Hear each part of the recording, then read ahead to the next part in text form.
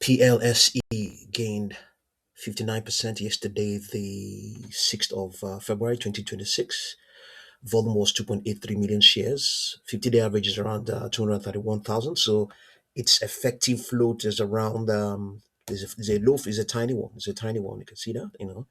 So let's see now what happened. Let's see whether it printed any intraday high. The close was to closing price was 21.9. Yeah, 22.41. So it actually cooled off from the highs it printed in that session. Let's see what we have for the stock. Underlying trend is bearish, okay?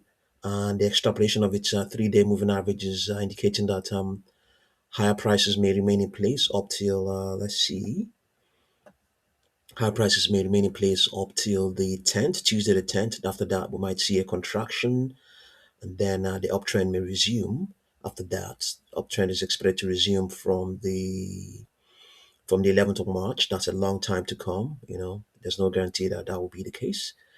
The 40-day moving average is also expected to continue to rise. Okay.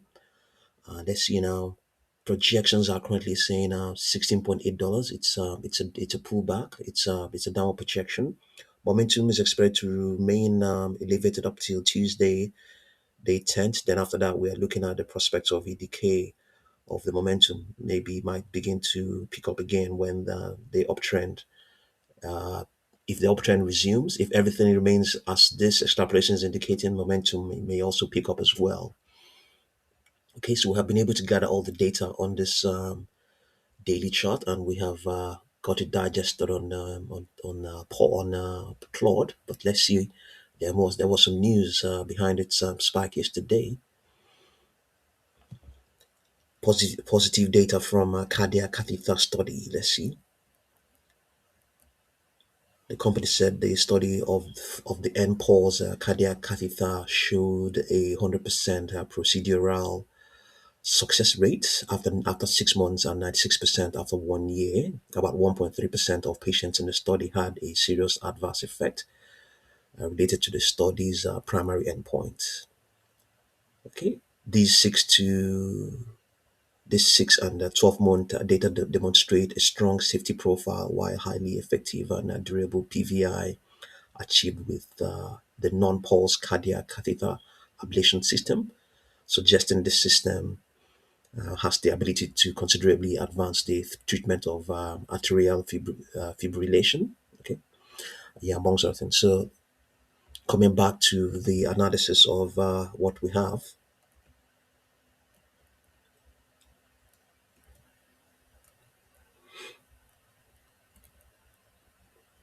Okay, explosive move yesterday. Yes, 20.75.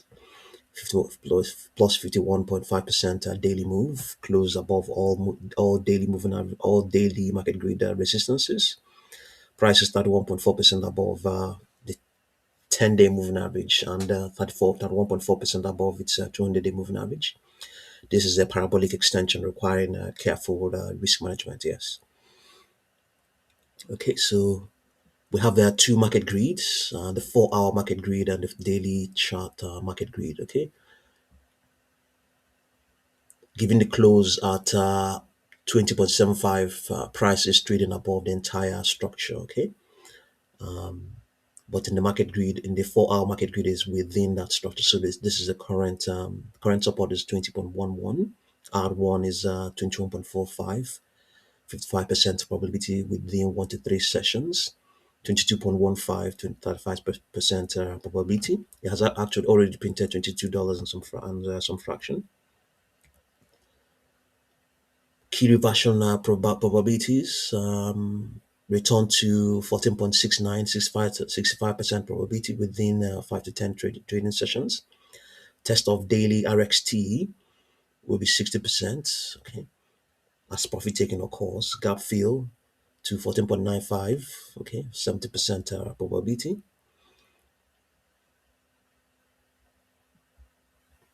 Okay, price pressure momentums, they tell us the appreciation or the depreciation, the appreciation or the depreciation of the moving averages. So this is referring to the 10-day moving average. It's gaining $4 every day.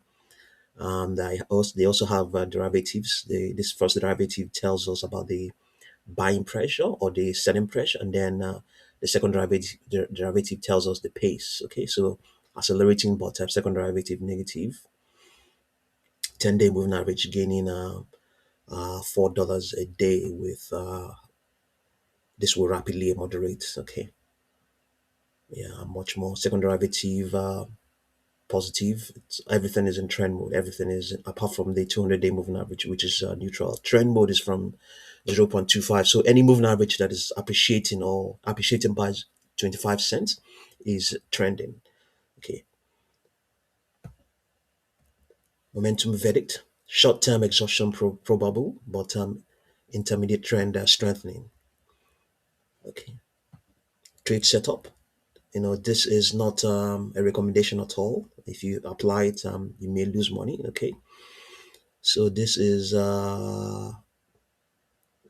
scenario momentum extension. Okay, so entering with 20.5 to $21 on morning strength. So your target will be 21.45, 22.19. It has already printed that 22.19 before. Stop loss will be 19.75. Okay, then mean reversion, short at 20.5. Okay, target will be 16.5, and then all that stuff.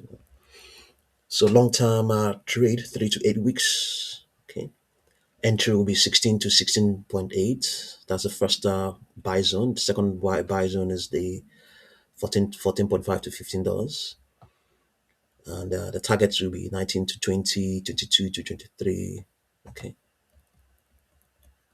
Critical risk factors, low float risk, yeah, with substantial insider ownership and low float volatility will remain extreme, expected 20 to 30% intraday swings. PPM exhaustion, the